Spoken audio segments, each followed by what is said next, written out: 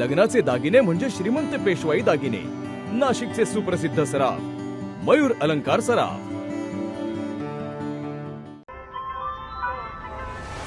ताज्या बातम्यांसाठी नाशिक न्यूजच्या YouTube चॅनलला सबस्क्राईब करा आणि बेल आयकॉनला प्रेस करा.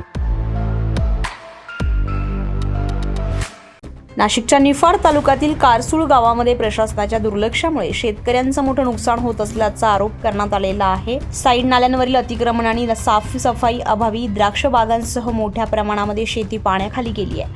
निफाड तालुक्यातील मौजे कारसूळ गावामध्ये मुसळधार पावसामुळे परिस्थिती गंभीर बनली आहे.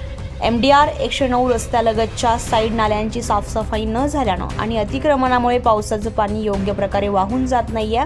यामुळे पाणी थेट रस्त्यावर आणि शेतांमध्ये साचत असून द्राक्ष बागांसह 64 हेक्टरपेक्षा जास्त क्षेत्र बाधित झालंय.